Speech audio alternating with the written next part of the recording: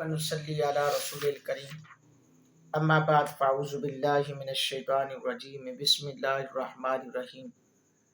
ان الذين كفروا لن تغني عنهم اموالهم ولا اولادهم من الله شيئا واولئك هم وقود النار كدأب آل فرعون والذين من قبلهم كذبوا بآياتنا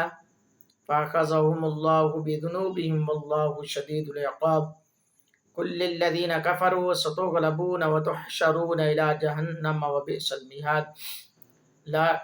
قد كان لكم آية في فئة التقتا فئة تقاتل في سبيل الله وأخرى كافرة يرونهم مثليهم رأي العين والله يؤيد بنصره من يشاء إن في ذلك لعبرة لأولي الأبصار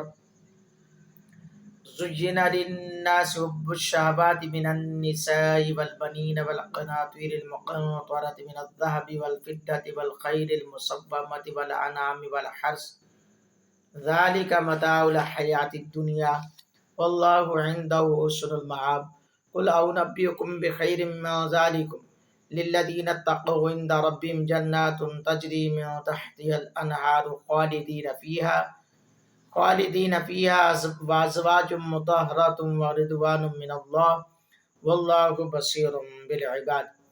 الذين يقولون ربنا إننا آمنا فاغفر لنا ذنوبنا وقنا عذاب النار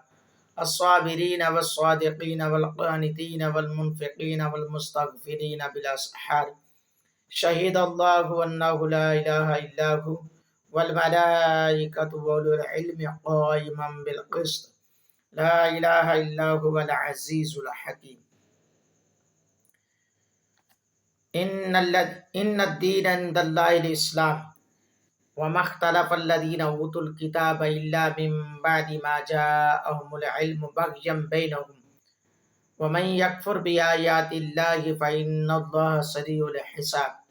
فإن حاجوك فقل أسلمت وجهي لله ومن اتبعني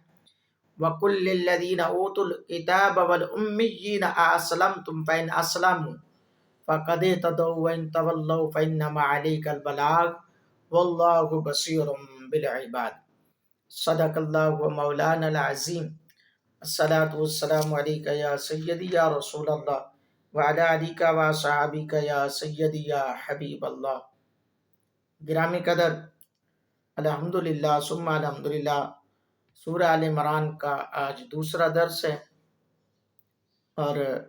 تیسرا پارہ اللہ کے فضل و کرم سے جاری و ساری ہے۔ الحمدللہ، بڑا ہی اس مالک اور خالق کا احسان عظیم ہے جس کے احسان کے ساتھ، جس کی عطا کے ساتھ یہ درس قرآن کا سلسلہ جو ہے پہلے 2 پاروں کا مکمل ہوا ہے اور تیسرا پارہ بھی آج نصف ہو چکا ہے، تو انشاءاللہ یہ جاری و ساری رہے گا۔ میں آپ لوگوں سے ملتمس ہوں کہ میرا چینل سبسکرائب کریں اور زیادہ سے زیادہ دوستوں تک شیئر کریں اور پورا جو ہے وہ درس قرآن سننے کی کوشش کیا کریں۔ انشاءاللہ اس کا بڑا فائدہ ہوگا اور بہت سی معلومات اس سے ہمیں ملتی ہیں۔ آج کے درس قرآن میں جیسا کہ غزوہ بدر کا بھی ذکر ہے اور کفار کا، یہود و نصارہ کا اسلام اور مسلمانوں کو چیلنج کرنا۔ بدر میں جب فتح ہوئی تو اس کے بعد انہوں نے چیلنج کیا کہ وہ تو جانتے ہی نہیں تھے جنگ کی، تو اس حوالے سے بھی معاملات جو ہیں وہ جاری اس میں موجود ہیں اور جنت کا بھی تذکرہ ہے۔ اور دین اسلام کی سب سے بڑی بات، دین اسلام کی حیت کو، عظمت کو بیان کیا گیا ہے۔ اللہ رب العالمین خالق کائنات نے ارشاد فرمایا ان الذین کفروا لن تغنی عنہم اموالہم ولا اولادہم من اللہ شیئا، بے شک وہ لوگ جنہوں نے کفر کیا، ان کے مال اور ان کی اولاد اللہ سے انہیں کوئی فائدہ نہیں دے سکے گی، کوئی نہیں بچا سکے گی، اور وَأُولَٰئِکَ هُمْ وَقُودُ النَّارِ، اور وہی دوزخ کے ایندھن ہیں۔ یہ جو مال و متاع ہے نا، اس کو دیکھ کر ہمیں وہ نہیں ہونا چاہیے کہ کفار کے پاس اتنا مال ہے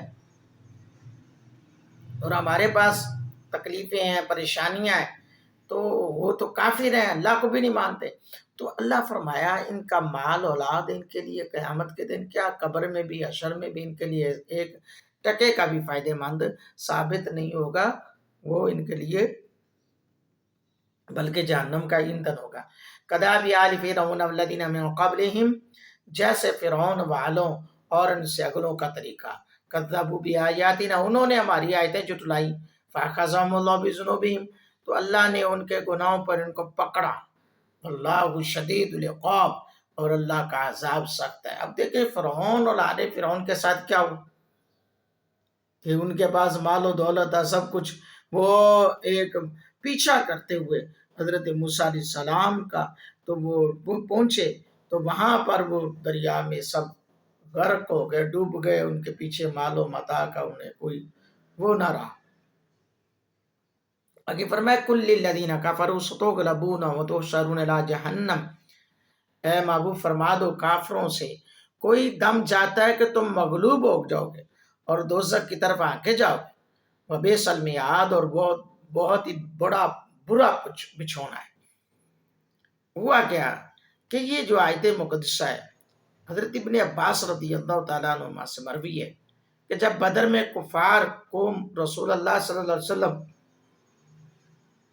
شکست دے کر مدینہ طیبہ واپس تشریف لائے تو حضور اقدس صلی اللہ علیہ وسلم نے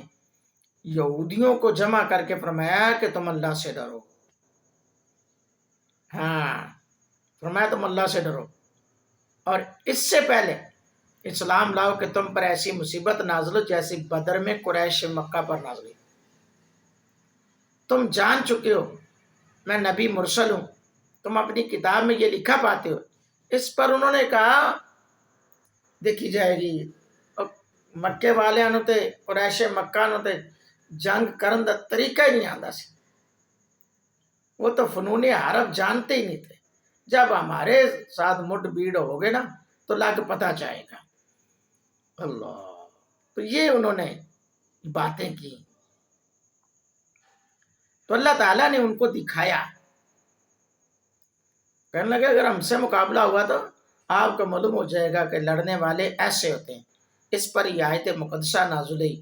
فرمایا کہ محبوب فرما دو کافروں کو کوئی دم جاتا ہے تم مغلوب ہو جاؤ گے۔ یہاں پہ یہودیوں کو کافر کہا گیا،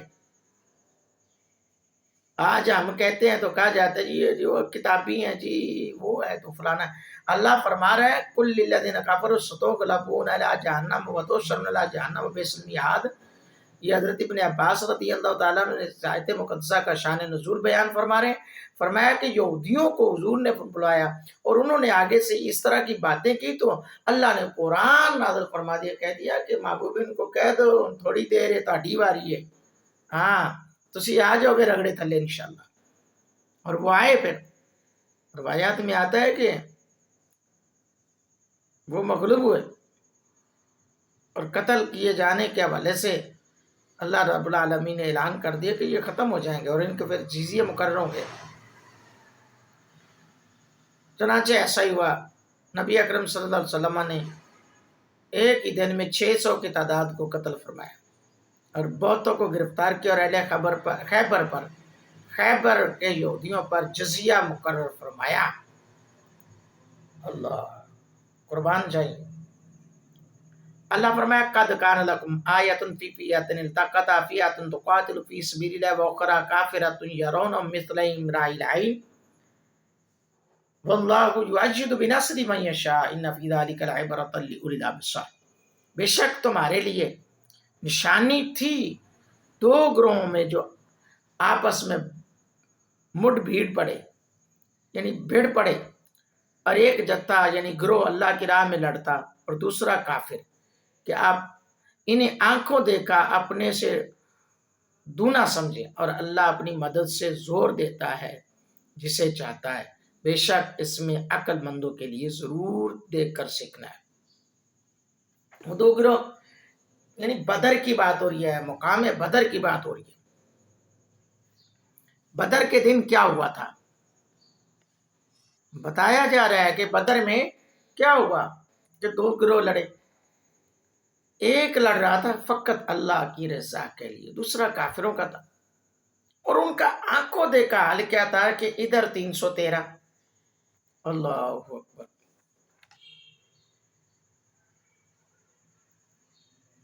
یعنی بدر میں نبی اکرم صلی اللہ علیہ وسلم کے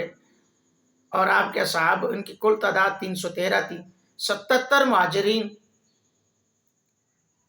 اور 236 انصار، جو مہاجرین کے صاحب رعیت جن کے ہاتھ میں پرچم تھا وہ حضرت علی کرم اللہ وجہ الکریم، اور انصار میں سے جن کے ہاتھ میں جھنڈا تھا وہ حضرت سعد بن عبادہ رضی اللہ تعالیٰ عنہ۔ اس کل لشکر میں 2 گھوڑے تھے، مسلمانوں کے پاس صرف 2 گھوڑے، 70 اونٹ اور 6 زرہ، 8 تلواریں۔ اور اس واقعے کے اندر بدر میں 14 صحابہ کرام شہید ہوئے، 6 مہاجرین سے اور 8 انصار مدینہ میں سے۔ اور کفار کی تعداد 985 تھی، ان کا سردار عتبہ بن ربیعہ تھا،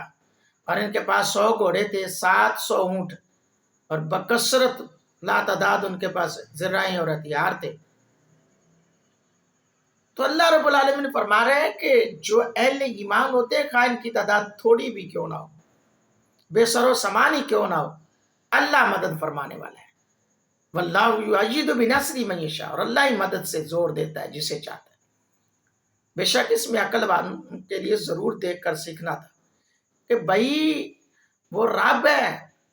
اس کے آگے یہ طاقتوں کی ضرورت نہیں ہے، اسباب کی ضرورت نہیں ہے، اس کے آگے تو اس کا فضل چاہیے، اس کی مدد کی ضرورت ہے۔ آگے فرمایا زُيِّنَ لِلنَّاسِ حُبُّ الشَّهَوَاتِ مِنَ النِّسَاءِ وَالْبَنِينَ وَالْقَنَاطِيرِ الْمُقَنطَرَةِ مِنَ الذَّهَبِ وَالْفِضَّةِ وَالْخَيْلِ الْمُصَوَّمَةِ وَالْأَنْعَامِ وَالْحَرْثِ۔ اللہ فرمایا لوگوں کے لیے آراستہ کی گئی ان خواہشوں کی محبت، عورتیں اور بیٹے اور تلے اوپر سونے چاندی کے ڈھیر اور نشان کیے ہوئے گھوڑے اور چپائے اور کھیتی، ذالک متاع الحیات الدنیا واللہ عندہ حسن المآب، یہ جیتی دنیا کی پونجی اور اللہ ہے جس کے پاس اچھا ٹھکانہ ہے۔ یعنی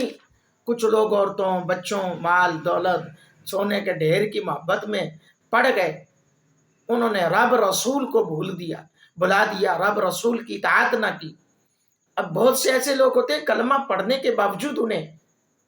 نماز روزے کی فکر نہیں ہوتی، انہیں بس دولت اکٹھا کرنے کی فکر ہوتی ہے، بس مال اکٹھا ہونا چاہیے، ہر لحاظ سے کہیں نہ کہیں سے مال اکٹھا ہو۔ تو اللہ نے فرمایا یعنی کہ کچھ لوگ ایسے ہیں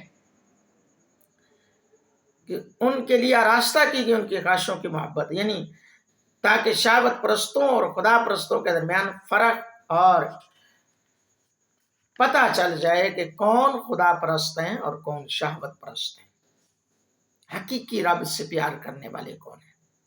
قُلْ أُنَبِّئُكُم بِخَيْرٍ مِّن ذَلِكُمْ لِلَّذِينَ اتَّقَوْا عِندَ رَبِّهِمْ جَنَّاتٌ تَجْرِي مِن تَحْتِهَا الْأَنْهَارُ خَالِدِينَ فِيهَا وَأَزْوَاجٌ مُطَهَّرَةٌ وَرِضْوَانٌ مِّنَ اللَّهِ وَاللَّهُ بَصِيرٌ بِالْعِبَادِ۔ اے محبوب فرماؤ کیا میں تمہیں اس سے بہتر چیز نہ بتاؤں؟ پرہیزگاروں کے لیے ان کے رب کے پاس جنتیں ہیں جن کے نیچے نہریں رواں ہیں، ہمیشہ ان میں رہیں گے، اور ستھری بیویاں اور اللہ کی خوشنودگی، اور اللہ بندوں کو دیکھتا ہے، واللہ بصیر بالعباد، اور اللہ بندوں کو دیکھتا ہے۔ یعنی اللہ فرما رہا ہے کہ یہ جو دنیا کی شہوتوں میں، لذتوں میں، مال و متاع کی جو ہے ہرس میں تم لوگ پڑ گئے ہو، محبوب ان کو بتا دو کہ جو اللہ کی ذات پر اعتقاد رکھ کر رب سے ڈرتے رہیں گے، رب رسول کی اطاعت کرتے رہیں گے، ان کے لیے جنتیں ہیں،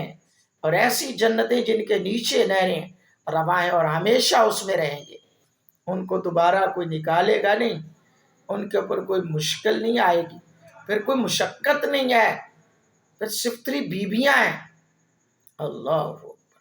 الصابر الذین یقولون ربنا اننا آمنا فاغفر لنا ذنوبنا وقنا عذاب النار، وہ جو کہتے ہیں رب ہم ایمان لائے تو ہمارے گناہ معاف کر اور ہمیں دوزخ کے عذاب سے بچا لے۔ اللہ، یہ دعا ہے۔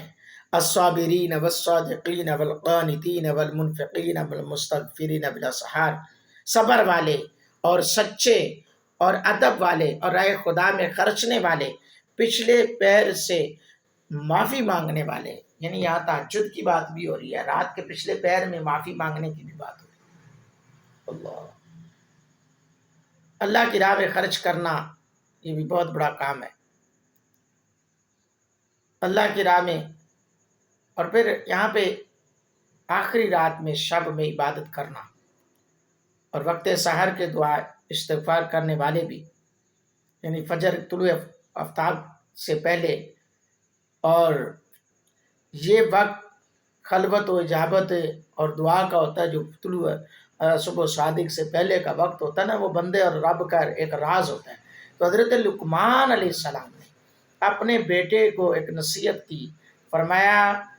بیٹا مرغ سے کم نہ رہنا کہ وہ تو سحر سے ندا کری اور تم سوتے رہو۔ اور اسی لیے فرمان مصطفیٰ میں نے ایک حدیث کا مفہوم ہے،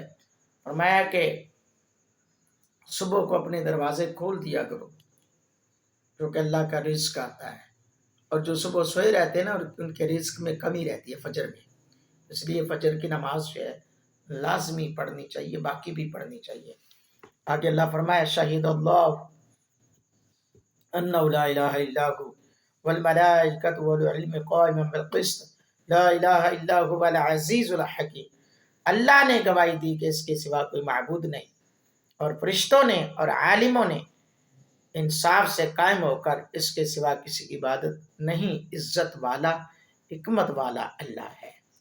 یہ بھی بڑا انٹرسٹنگ معاملہ تھا کہ دو بندے جو ہے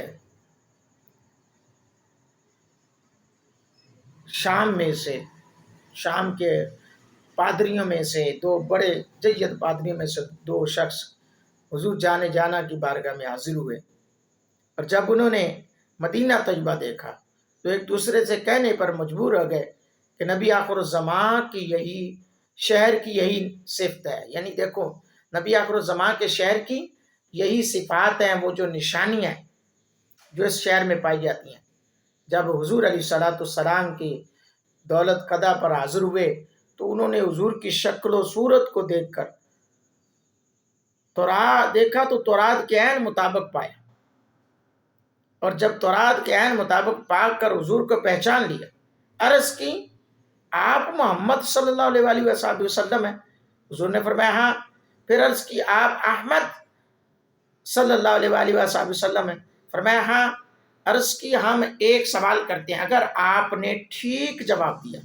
تو ہم آپ پر ایمان لے آئیں۔ فرمایا سوال کرو۔ انہوں نے عرض کی کتاب اللہ میں سب سے بڑی شہادت کون سی ہے؟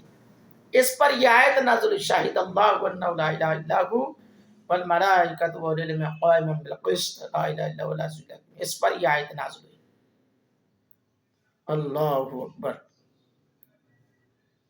تو اس کو سن کر وہ دونوں یہودی عالم جو ہیں وہ مسلمان ہو گئے۔ حضرت سعید بن جبیر رضی اللہ تعالیٰ عنہ سے مروی ہے کہ کعبہ معظمہ میں 360 بت تھے، جب مدینہ میں یہ آیت نازل ہوئی کعبے کے اندر وہ سب کے سب سجدہ ریز ہو گئے۔ ماشاءاللہ سبحان اللہ، کیا کہنے اللہ کی عطا کے ہیں۔ ان الدین عند اللہ الاسلام، بے شک اللہ کے یہاں اسلام ہی دین ہے، اس کے سوا کوئی اور دین مقبول نہیں۔ یہود و نصارہ وغیرہ کفار جو اپنے دین کو افضل اور مقبول کہتے، اس پر یہ اس آیت میں ان کے اس دعوے کا جھوٹ پکڑا گیا۔ وَمَا اخْتَلَفَ الَّذِينَ أُوتُوا الْكِتَابَ إِلَّا مِن بَعْدِ مَا جَاءَهُمُ الْعِلْمُ بَغْيًا بَيْنَهُمْ، اور پھوٹ میں نہ پڑے کتابی مگر بعد اس کے کہ انہیں علم آ چکا اپنے دلوں کی جلن سے۔ وَمَن يَكْفُرْ بِآيَاتِ اللَّهِ فَإِنَّ اللَّهَ سَرِيعُ الْحِسَابِ، اور جو اللہ کی آیتوں کا منکر ہو تو وہ تو بے شک اللہ جلد حساب لینے والا ہے۔ یعنی انہوں نے جلن کی بنا پر وہ آیات تورات کی چینج کی، انجیل کے اندر حضور کی شان کو، تورات کے اندر حضور کی صفات کو انہوں نے چینج کیا، بدل دیا۔ تو اللہ بتا رہا ہے، اللہ فرما رہا ہے کہ یہ ان کی کرتوتیں ہیں۔ فرمایا فَإِنْ حَاجُّوكَ فَقُلْ أَسْلَمْتُ وَجْهِيَ لِلَّهِ وَمَنِ اتَّبَعَنِ، پھر اے محبوب اگر وہ تم سے حجت کریں تو فرما دو میں اپنا منہ اللہ کے حضور جھکائے ہوئے ہوں، وَمَنِ اتَّبَعَنِ، اور جو میرے پیرو ہوئے میرے ماننے والے ہوئے، وَقُلْ لِلَّذِينَ أُوتُوا الْكِتَابَ وَالْأُمِّيِّينَ أَأَسْلَمْتُمْ، اور کتابیوں اور ان ان پڑھوں سے فرماؤ کیا تم نے گردن رکھی؟